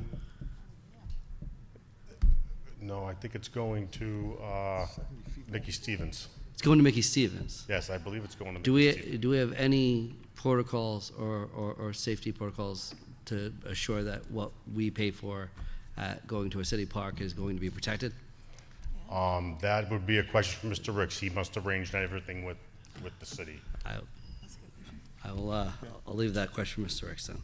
Okay. That's a concern. But that is definitely a concern at that complex, 100%. Thank you. Mr. Wiggins, can you state what that requisition number is? Do you have it up? I have requisition AT 260053. Did you hear that correctly, Mr. Chairman? AT 260053? 53, yes. It's in your folder if you need it. I just. What did I do to you guys tonight? So let me help you while you make fun of me. Would you, since you and Mr. Testa seem like you're in agreement of concerned on that, and I'm also concerned about school assets going off the property, yes. would you like to remove that requisition that you just gave me out of that packet? And then we vote on the rest of the packet, and then this come back to us? Yeah, I'd like to hear more from Mr. Ricks on this particular. Mr. McCaffrey. I would just like to add, time is of the essence with this purchase. We are coming into the spring sports, and I'd hate to see us not have the appropriate equipment for a season that's coming on very quickly. Yeah. Mr. Chair, if I could, I Mr. don't have a Testa. problem approving the expenditure, because it's going to take a little bit of time to get here anyway, so that's going to give Mr. Ricks time and whoever else has to get involved in working with Recreation Department to find out how do we secure it, and if it gets vandalized, who's on the hook? Because it's not going to be us. Yeah, so- But I think it needs to be ordered, so, you can always delay the shipping if you have to. Yeah, I'm fine, approving Do you want to vote on it as is? Yeah, I'm fine voting it as is and talk to Mr. Ricks. As an example, soccer was at Belmont Park. They did several different items to protect their equipment. I think this is definitely one of those things that we definitely saw this at Pilgrim, how that vandalization can occur, and it can happen very fast. So I just don't want, the problem is we're going to be sharing that facility with a Warwick recreational program, of which those coaches have no idea that they can or cannot use that product. That's our product, not their product. Whether it's a locking mechanism, something like that. But I can certainly talk to Mr. Ricks about that. But I agree, time is of the essence. Spring is around the corner. My son plays baseball. He's going to be playing down there with Mickey Stevens. So well, I don't care about my kid. Okay. Oh, sorry. I do care about my kid. Do you yield, Mr. Wiggins? No, I yield. You yield. Okay, so we're not tabling that requisition, Ms. French. Any other discussion on the general funded requisitions? Mr. McCaffrey, if you could have Mr. Ricks send the school committee an email with plans to protect that asset. Seeing there's no other discussion, all those in favor of general funded requisitions? Aye. Anyone opposed? Motion carries 5-0. And last, looking for a motion to move approval on the bid awards as presented. Made by Mr. Testa, seconded by Mr. Wiggins and Ms. Hazelwood. Any discussion on the bid awards as presented? Seeing none, all those in favor? Aye. Anyone opposed? Motion carries 5-0. We are now on to the second public comment session of our meeting. Individual comments will be respectfully limited to 3 minutes per person, with public comment not to exceed 45 minutes. Though the content of comments will not be restricted, it is the hope of this committee that citizens, committee members, and the administration alike will be respectful of each other's right to speak, tolerant of different points of view, and mindful of everyone's time. This public comment period is for general comments or concerns. Speakers are asked to state their name for the record.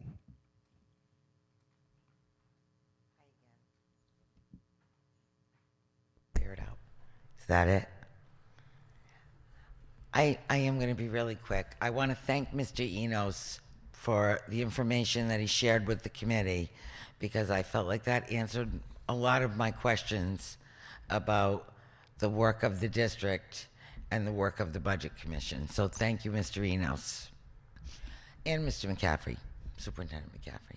The other thing is, when the equipment is at those other fields, who's driving it?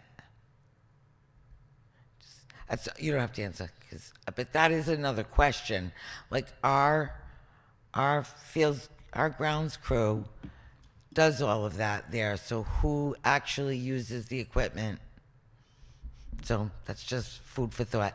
Thanks, everybody. Have a great night. Thank you, Ms. Townsend.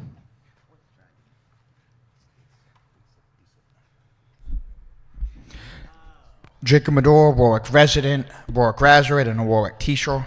Earlier this year, I came up to congratulate both the Tollgate boys soccer and the Tollgate girls volleyball team, who both run championships on the same day.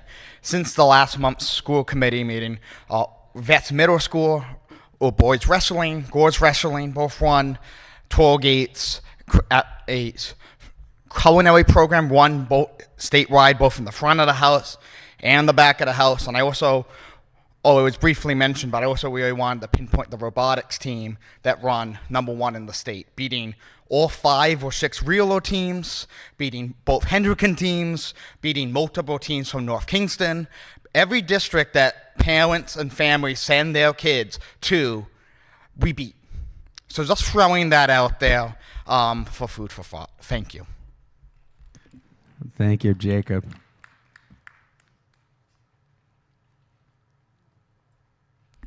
That's a very good point, Mr. Medor.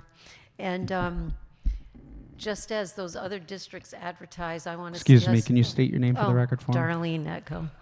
I won't go through the other stuff. I did that for a reason earlier. We need to advertise as heavily as these other districts, and we need to put our signs up on our border locations the way North Kingston puts their signs up right in my neighborhood. So regarding the food service survey, that's a great idea. If we can get rid of Aramark, then we can save money on the insurance that we're apparently paying for Aramark employees. That was something I learned recently. That was bizarre. Aramark has some very questionable menu items in the elementary level. And so if there is a food service organization out there that can do better, I think we should look into that. And then I ran out of time at the beginning, but regarding the bond, I think it needs to be stated that the school department and the school committee did not ask for that bond. That came out of the city, the mayor and the city council. And they were like, by the way, schools, hey, we're going to put up this bond. And a certain amount of money, whatever the schools needed to finish the fields, was going to come out of the bond. But the rest of that money was going to go to City of Warwick facilities.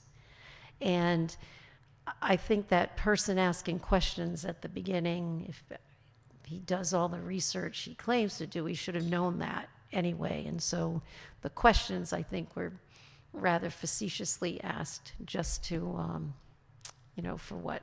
To videotape himself and show it wherever. But those questions he asked were more appropriately asked to the city side and not to the school side. And speaking of the city side, I saw in one of their dockets that they are going to be, or looking to do, a review of all of the facilities, the recreational fields and so on in the city, to then maybe figure out exactly what they need to bring our fields up to standard for our children and for the residents of Warwick too. I don't know why we need an outdoor rink when we have 2 indoor rinks that could use money to repair. 30 seconds. But that's just, I like skating. I skate and play the sousaphone, actually, just as a little aside. And I like rinks, but I don't think we needed that outdoor one and $125,000 for bumper cars and so on. Thank you. Have a good night. Thank you, Ms. Necco. Ms. Necco, Mr. McCaffrey might be going on Friday. Maybe you guys... Isn't the weather supposed to be bad tomorrow? I don't know. Are there any other members of the public wishing to comment? Any other members of the public wishing to comment? Mr. Kane, we appreciate you coming out this evening. Do you have anything you want to add to the meeting? Appreciate it. Thank you for coming. We do. We appreciate you. Seeing that there's no other members of the public wishing to comment, we're now on to the docket session. This portion of the meeting is for the school committee members to request items to be docketed for future agenda items or items to be assigned to subcommittees by the school committee chair. I'm going to docket Pathways update, assigning it to Finance Subcommittee, so that way you can present cost impact to the district. Thank you. Also, it was requested earlier by Mr. Wiggins, culinary and vets wrestling and to be recognized at the next meeting as well during recognitions, and robotics to be added to the next agenda. Yep, starting early. I've always listened to you guys, even when you say stuff about me. All right, so now we'll start with Mr. Testa and we'll work our way down. Mr. Testa, anything you'd like to docket for the next meeting? No. Mr. Wiggins, anything you'd like outside of recognitions or jokes at my expense? Thank you. Ms. Kirby-Chapman, anything you would like docketed for the next meeting? Okay. Ms. Hazelwood, anything you would like docketed for the next meeting or to go to subcommittee?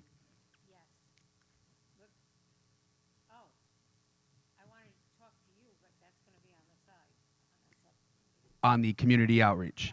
Okay. And then we know docketed for next meeting will be the Rhode Island Student Survey.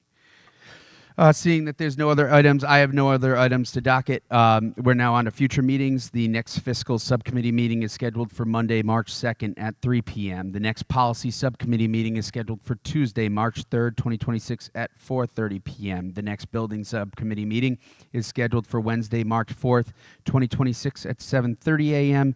The next monthly school committee meeting is scheduled for Tuesday, March 10th, 2026 at 5:30 p.m. And the health and wellness subcommittee meeting is Thursday, May 14th, 2026.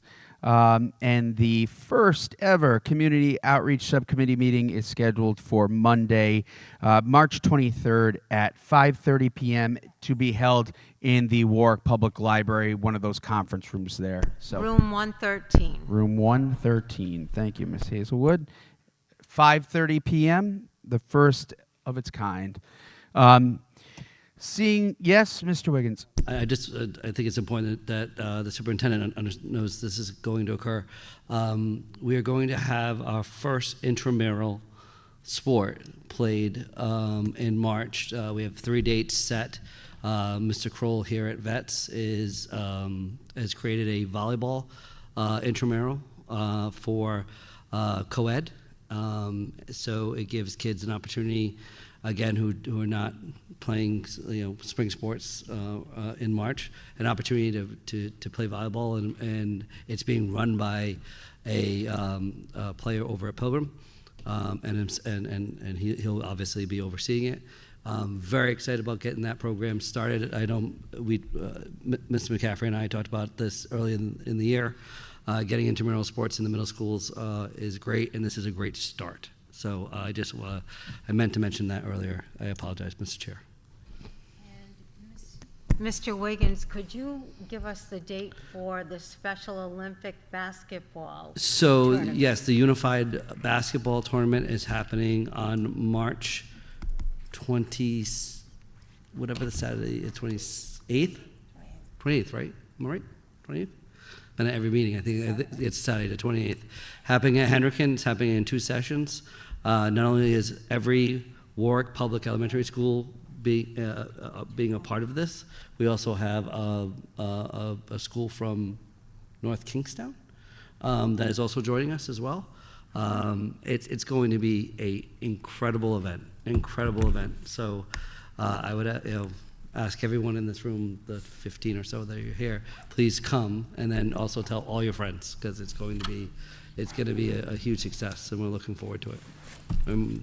Last year we didn't have all schools. This year we do, so it's going to be a good event. Thank you. Anything else? I'm done. You're all good. What do we have for time? The time is 8:33. Being that there's no other matters of business before this committee, I'd be looking for a motion to adjourn. Made by Mr.